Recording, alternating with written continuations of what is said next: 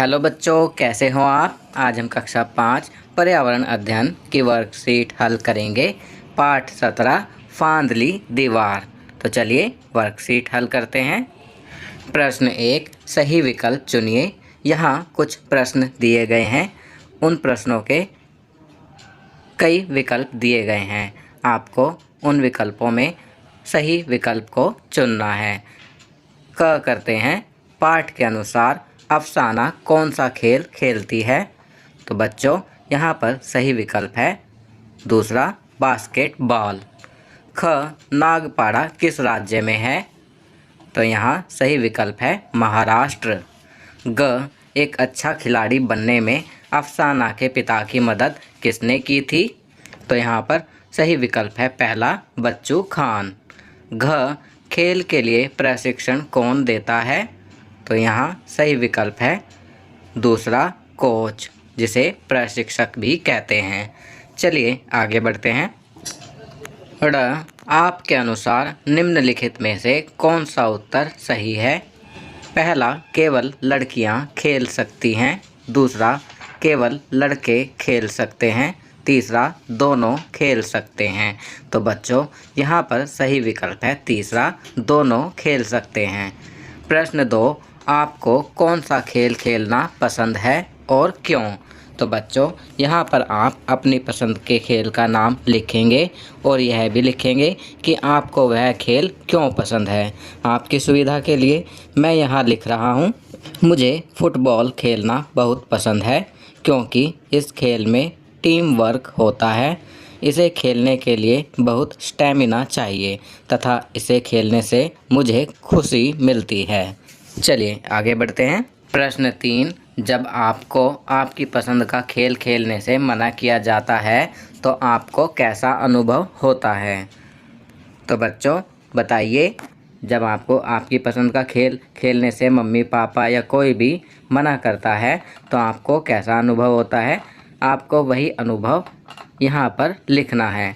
आपकी सुविधा के लिए मैं लिख रहा हूँ, जब मुझे मेरी पसंद का खेल खेलने से रोका जाता है तो मुझे अच्छा नहीं लगता और मैं उदास हो जाता हूँ। चलिए आगे बढ़ते हैं। प्रश्न 4, क्या आपने किसी महिला खिलाड़ी के बारे में सुना है। यदि हाँ तो उस खिलाड़ी का नाम लिखिए तथा उसके द्वारा खेले जाने वाले खेल का नाम भी लिखिए। यदि नहीं तो अन्य किसी से महिला खिलाड़ी व उसके द्वारा खेले जाने वाले खेल का पता कीजिए तथा खिलाड़ी व खेल का नाम लिखिए। तो बच्चों यहाँ पर आपको किसी भी महिला खिलाड़ी का नाम और उसके द्वारा खेले जाने वाले खेल का नाम लिखना है। यदि आप किसी भी महिला खिलाड़ी या उसके द्वारा खेले जाने वाले खेल के बारे में नहीं जानते हैं तो आप अपने परिवार के सदस्यों से या अपने दोस्तों से या किसी से भी बातचीत करके उनके बारे में पता करेंगे। आपकी सुविधा के लिए मैं यहाँ लिख रहा हूँ, हाँ मैंने कई महिला खिलाड़ियों के बारे में सुना है। उन्हीं में से एक हैं दीपा कर्माकर, वे एक जिम्नास्ट हैं। बच्चों यहाँ मैं दीपा कर्माकर के बारे में आपको बताना चाहूँगा। उन्होंने 2016 ग्रीष्म ओलंपिक में भारत का प्रतिनिधित्व किया था। किसी भी ओलंपिक में प्रतिभाग करने वाली वे पहली भारतीय महिला जिम्नास्ट हैं। चलिए आगे बढ़ते हैं। प्रश्न 5, निम्नलिखित गुणों में से एक खिलाड़ी में जो जो गुण होने चाहिए उन पर सही का निशान लगाइए। तो बच्चों यहाँ पर बहुत सारे गुण अवगुण दिए गए हैं, हमें केवल एक खिलाड़ी में जो गुण होने चाहिए उन पर सही का निशान लगाना है। तो यहाँ हम सही का निशान लगाएंगे आत्मविश्वास पर, उत्साही पर, परिश्रमी पर और सहयोगी पर। एक खिलाड़ी के अंदर ये सभी गुण होने चाहिए। खिलाड़ी में शर्मीला स्वभाव नहीं होना चाहिए, स्वार्थी नहीं होना चाहिए, आलसी नहीं होना चाहिए।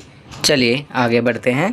प्रश्न 6, किसी भी खेल से संबंधित किसी एक सामग्री, सामान या खेल के मैदान का चित्र बनाइए, जैसे क्रिकेट, बेसबॉल, बैडमिंटन, हॉकी इत्यादि। तो बच्चों यहाँ पर जगह दी गई है, आपको किसी भी खेल के मैदान का चित्र या उस खेल में प्रयोग की जाने वाली सामग्री या खेल के सामान का चित्र इस जगह पर बनाना है। आपकी सुविधा के लिए मैंने चित्र लगा दिया है ताकि आप आसानी से चित्र बना सकें। चलिए आगे बढ़ते हैं।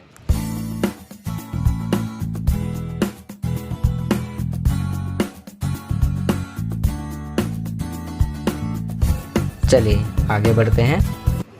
जीवन कौशल। बाढ़। बाढ़ प्राकृतिक आपदा का सबसे अधिक होने वाला प्रकार है।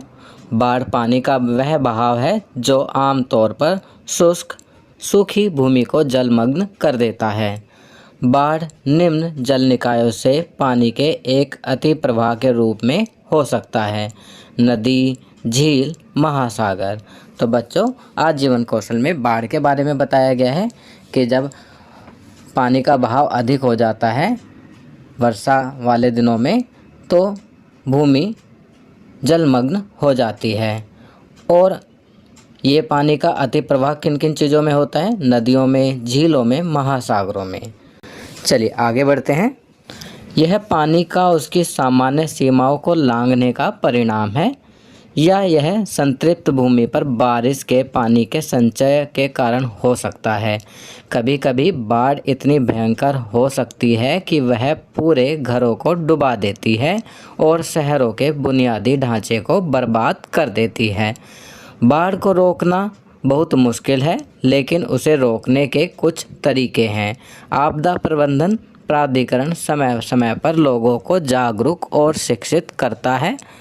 आपदा प्रबंधन होता है डिजास्टर मैनेजमेंट अथॉरिटी, जो कि समय समय पर लोगों को जागरूक और शिक्षित करता रहता है ताकि बाढ़ के प्रभावों को कम किया जा सके और वे एक आपातकालीन किट तैयार कर सकें। चलिए आगे बढ़ते हैं। विद्यार्थियों के लिए गतिविधियां। अब यहाँ कुछ प्रश्न दिए गए हैं। प्रश्न 1, आपदा प्रबंधन सहायता हेल्पलाइन नंबर क्या है? तो बच्चों, यहाँ हम आपदा प्रबंधन हेल्पलाइन नंबर लिखेंगे जो कि 108 108 और 1077 है। चलिए दूसरा प्रश्न करते हैं। प्रश्न 2, बाढ़ को रोकना बहुत मुश्किल है, लेकिन हमें उन्हें रोकने के लिए कुछ करने की ज़रूरत है जिससे नुकसान की संभावना को कम किया जा सके। बाढ़ को रोकने के लिए 2 तरीके लिखें। तो यहाँ पर आपको बाढ़ को रोकने के लिए 2 तरीके लिखने हैं। तो यहाँ हम लिखेंगे, पहला, ज़्यादा से ज़्यादा पेड़ लगाएं ताकि मिट्टी का कटाव ना हो। दूसरा, बारिश के पानी को जमा ना होने दें।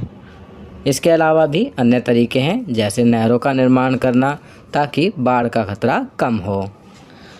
प्रश्न 3 करते हैं।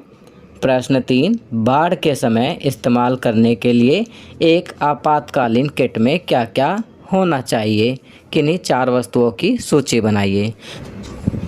तो बच्चों, यहाँ हमें आपातकालीन किट में क्या क्या होना चाहिए लिखना है।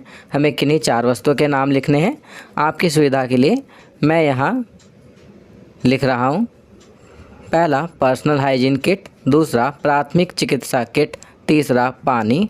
चौथा, रेडी टू ईट फूड। पांचवा, टॉर्च सीटी।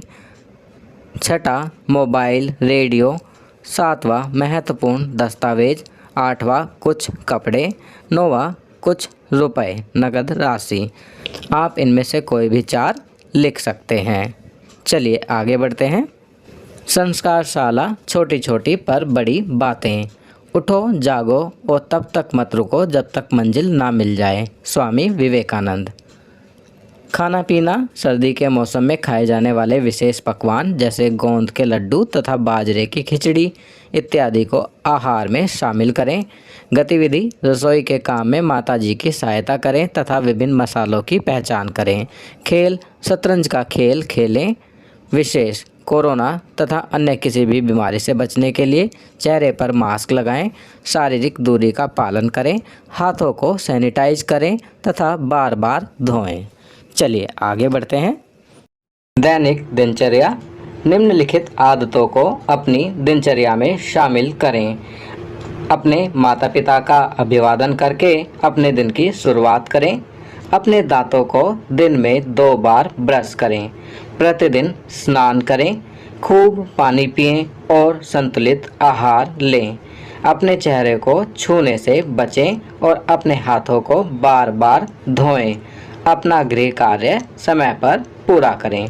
तो बच्चों, यहाँ पर कुछ अच्छी आदतें बताई गई हैं जिन्हें आपको अपनी दैनिक दिनचर्या में अवश्य शामिल करना चाहिए। तो बच्चों, ये वर्कशीट यहाँ कंप्लीट होती है। अगर ये वीडियो आपको अच्छी लगी तो इसे लाइक एंड शेयर ज़रूर करें।